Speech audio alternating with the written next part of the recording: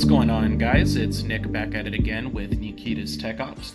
Back today to offer you a quick unboxing and review and some opinions on the Tech21 Evotype keyboard for the Galaxy Note 10 Plus and Note 10 Plus 5G. Now, to preface this video, I use Tech21s on a lot of my phones. It is my go-to case. I think they offer excellent drop protection. They are relatively thin cases. They feel good in the hand, and they don't make your phone overly bulky. And so I really highly regard these, and I highly recommend them for anybody that is trying to protect their phones. And so, also to preface, this case here, and any of the cases that I use on my phone, are not sent to me by Tech21. This is not a paid advertisement, and Tech21 does not get to see this video before it is released to you guys. So this is my honest review. I paid my own money for this case, and I want you guys to have the opportunity to know a little bit about it, because I don't think any stores really offer this case. It's only online on Tech21's mobile site, and so it starts at $79.99, also to preface. So it is not the cheapest case that you can get for your phone, but for some people it may offer a good bit of functionality if you specifically own the Galaxy Note 10 Plus. And I believe about a year ago they made the same exact case for the Galaxy Note 9, if I'm not mistaken. That one I did not get to try out, but I have gotten to try out this one before. I had a friend that actually purchased this well before I did, and he was pretty impressed with it. When he showed it off, he was really hyped about this case. I got to try it out for a little bit, and I thought it was a relatively cool idea, and so I wanted to bring you guys kind of a look at what comes in this package here. So a couple things of note for Tech21 as a brand. Some of the things that they kind of pride themselves in is, for one, kind of like this sign says here, they use mostly plant-based materials to produce their cases, which is good. It means that they are an eco-conscious company, and they know that they are going to sell millions of these cases with the Samsungs and the iPhones and everything that comes out. So it's good that they use a method that is a bit more eco-friendly. I really appreciate that. Another thing that they don't specifically mention on the front here, but they do it with all of their cases, is it has an antimicrobial coating that helps your case from getting gunked up, and basically every time you slide the case in and out of your pocket, it helps clean the exterior of the case, so it doesn't get all gunky and fingerprinty, which I really like. It keeps the case looking nice and good, and they also have a really good warranty, so if the case starts looking a little bit ugly or anything that makes it physically not look like it did originally, they will swap the case out for you. You just have to pay the shipping and file a warranty online, so I really enjoy that. Now, a couple things of note specifically for the Evotype case here is it has 10-foot drop protection. It uses NFC pairing to actually connect to the Note 10 Plus. It has a kickstand built into the back, so you can prop the device up kind of like a laptop. It only has one position, though, which I will show you guys. And then it has gesture controls, which I'm kind of excited to try. I think if they executed this well, and you can at least maybe use like the space bar or something like that to move around on text and such, and when you're typing, that might be kind of cool. So I can dig it. Some more information that they give you here on the inside that we might not have covered. Let's see here. It's slim and lightweight. It doesn't look any bigger or bulkier than their normal cases. Like I mentioned, the gestures here, it looks like you can swipe left, swipe right, or access your shortcuts without touching your screen. See app for instructions. So cool. We'll have to download the app on my Note 10 Plus, and we will kind of see what what we can figure out there. And otherwise, give me just a second. I'm going to get this unboxed. I'll show you what the case looks like, and then we will go ahead and pop the Note 10 Plus in. Alrighty, guys, so I have the case unboxed here, so not much of an unboxing, to be honest with you. I just had this gray tray with a little bit of padding foam and some silicone balls to keep moisture out of the case. So not much to not much to the unboxing, but to take a look at the case itself here, the material that they use feels very similar to just their normal Evo cases, but it does have this almost faux leather-like, maybe silicone, I'm honestly not sure, material that kind of wraps around the edges, and then you can pull the keyboard down, and it has this almost suede Alcantara-like material that covers the inside keyboard. The keyboard itself is quite large. It's basically the same size as the Note 10 Plus, so that can give you kind of an idea of the typing area that you get. The size of this keyboard reminds me a lot of, I might be dating myself a little bit here, but the netbooks that started coming out maybe a decade ago or so. They were like little portable laptops that ran Windows or Linux or what have you. This feels pretty reminiscent to that, maybe just a bit more cramped, but there's also no travel to this keyboard. They're all touch capacitive buttons, so you know, don't expect this to be a laptop. This might be closer to maybe Apple's last generation MacBooks, where it was just kind of a flat keyboard. But it looks like we do also have a power button here to turn the keyboard on and off. That is actually a physical button compared to all the rest of them. That's actually kind of neat. So the power button itself, it looks like, does push in. The other buttons, as far as I can tell, yeah, the other buttons are all touch capacitive. So it looks like we have a caps lock key here. We have a pen key, which is kind of interesting. That'll be cool to see what that does. We have a settings option here, and touch option, and then a home button here. So we'll have to see what those do specifically with the phone. Otherwise, the rest of the case is just a good old Tech21 case. It literally just has a keyboard attached to it, which one thing that I immediately notice here that I wish that Tech21 had done is made the keyboard itself detachable. Maybe go kind of the Microsoft route, where with their Surface tablets, they have a magnetic latch that connects it to the casing itself, and then have some pogo pins that send the information back and forth from the case.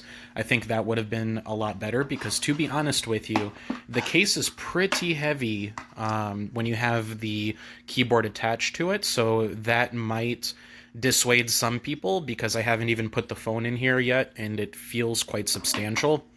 But let's go ahead and pop the phone in here, actually, and we can see what that looks like real quick. Let me pop this guy in here.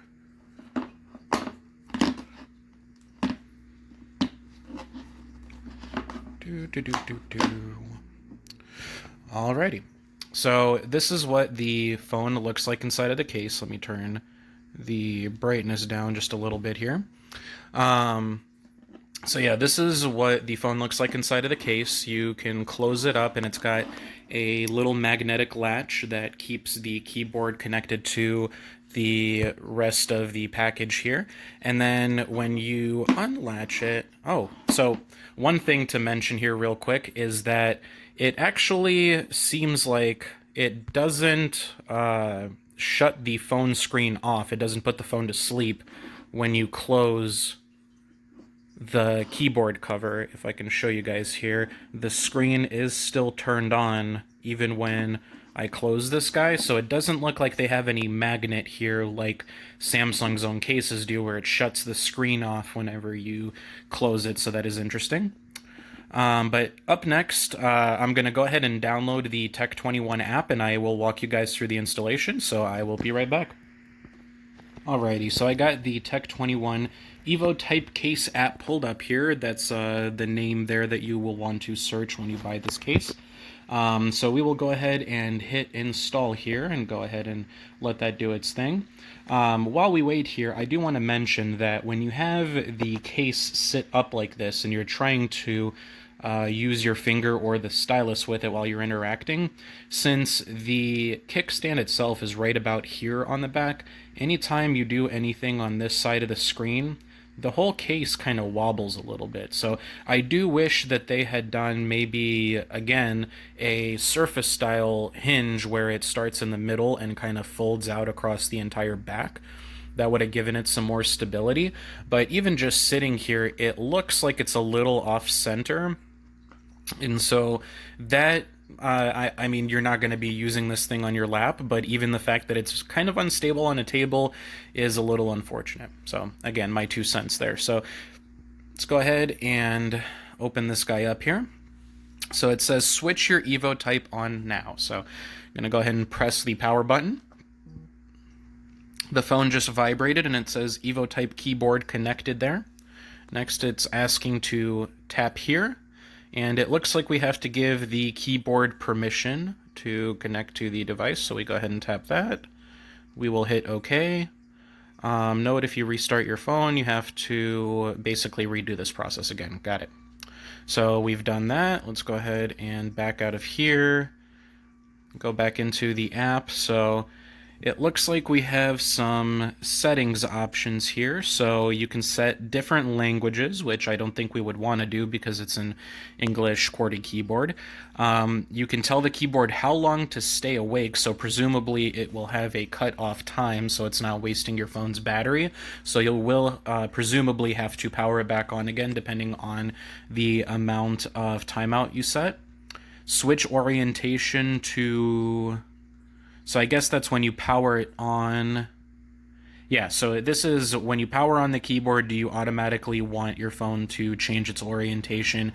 And it's asking you which direction you want it to orientate itself, so that is kind of interesting. Close out of that. What are some of our other options here? So on keyboard disconnect.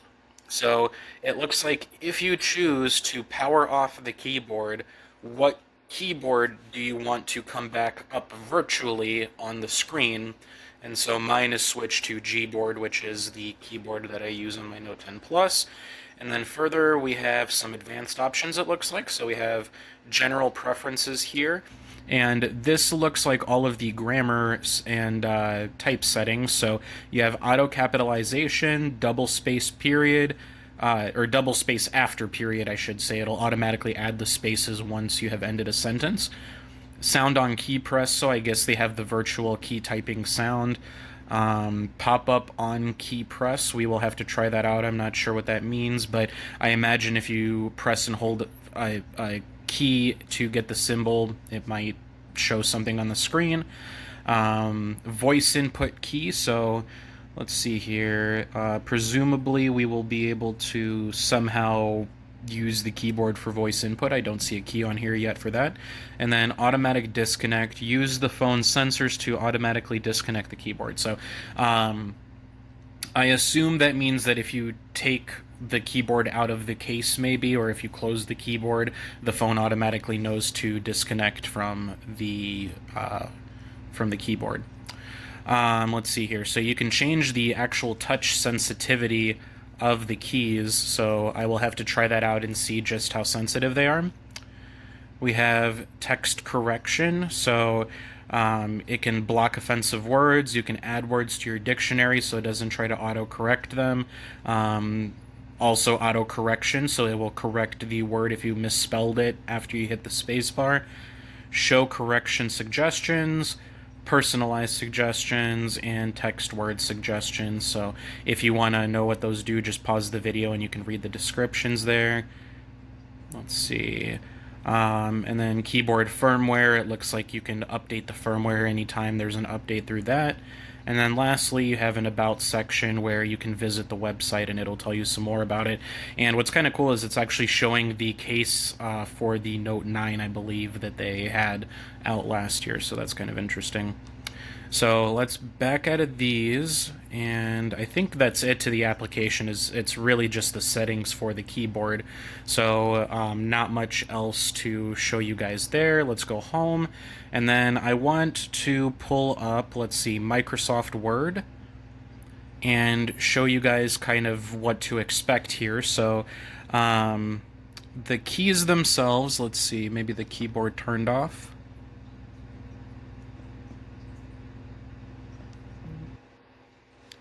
Okay, so we gotta select Evotype keyboard, I guess, when we pair up. There we go. It says Evotype keyboard connected. And let's see here. I'll just start typing QWERTY. So the keys are definitely very sensitive, so just right off the bat they're picking up on my touches very quickly. Let's see what I can type out here with just one hand real quick. So the quick brown fox jumped over the lazy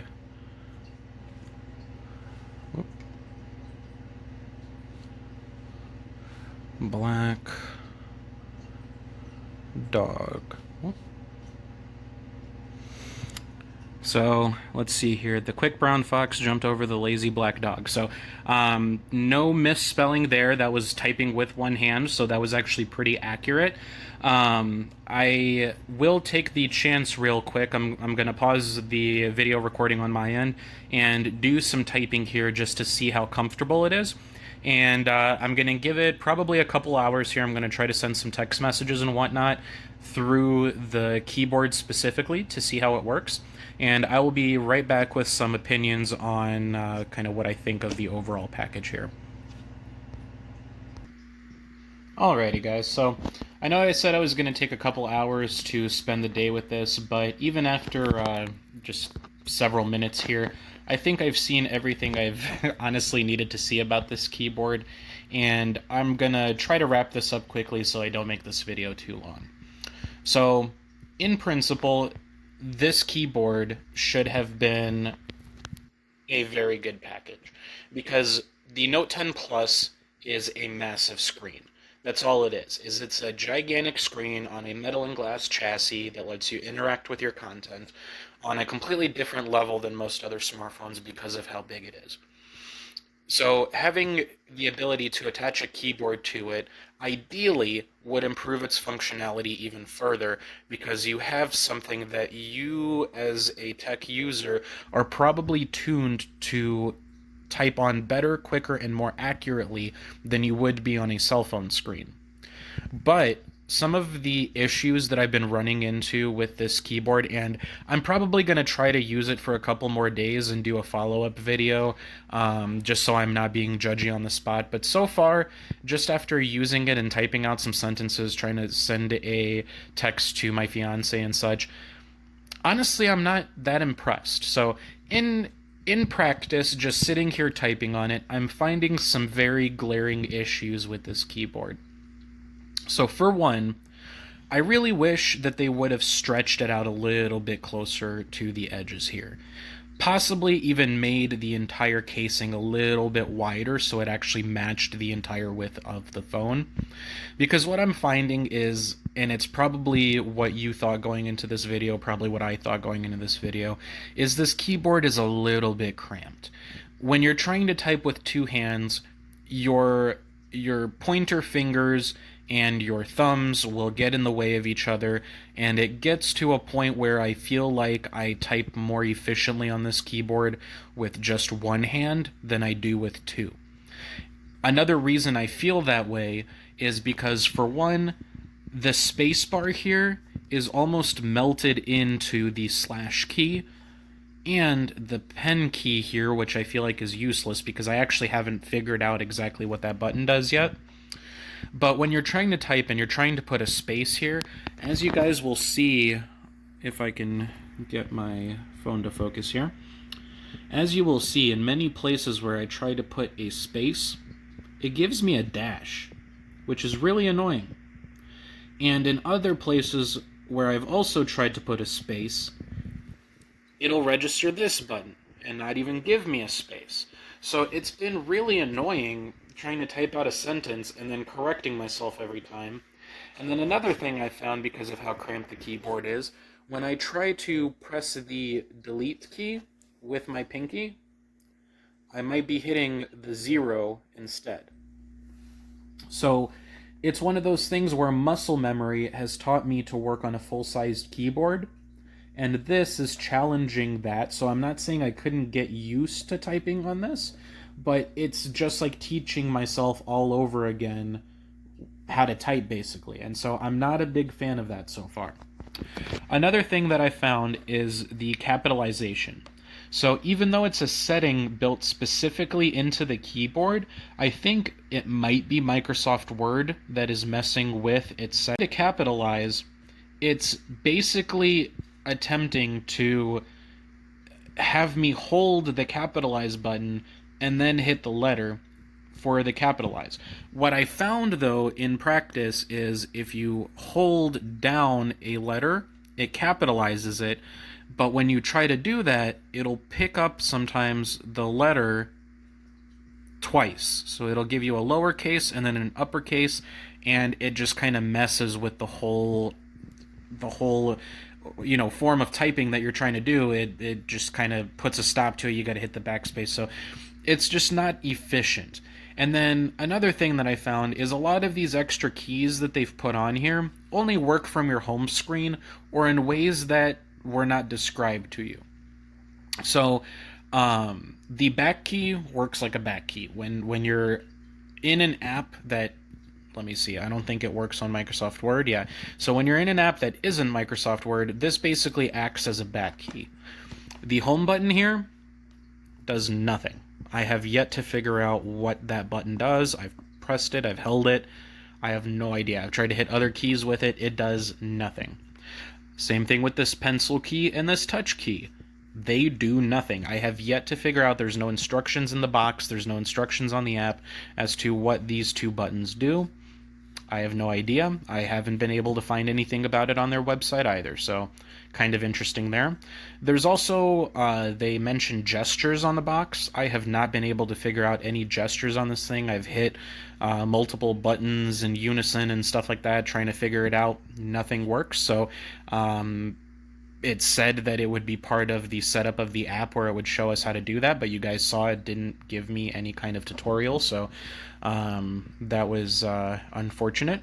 So far, I like the idea. Don't get me wrong, guys. I'm not trying to bash this case. In principle, this is awesome. I would love to be able to turn my my Galaxy Note into a full-on laptop. I would also love to see something like this for the Galaxy Fold, which would make even more sense. Maybe an unfolding keyboard that magnetically attaches to the back of the phone. That would be really, really cool. But so far, the execution, like the total package of this, has been very 50-50 for me. Like, I like how they set the phone up. I like how the keyboard sits very close to it. It's a very good package, but some of my glaring issues with this thing are ones that I feel like should have made a lot of sense when they were producing the product, which is better stability, because you're still going to use the touch screen, the ability to take the keyboard off, because this entire package nearly doubles the weight of the Note 10 Plus. They should have added a bit more tactility to the keys. Like, I know it's a slim package, but so is the Surface keyboard, and, it's got actual keys on it. So I feel like they could have worked on this in the lab a little bit better before releasing it as a $80 product to the general consumer. Because I know a lot of people are going to get this product. They're going to pull it out of the box. They're going to try to use it like I did, like pull up Microsoft Word and text messages, or maybe emails. They're going to try to type something out real quick.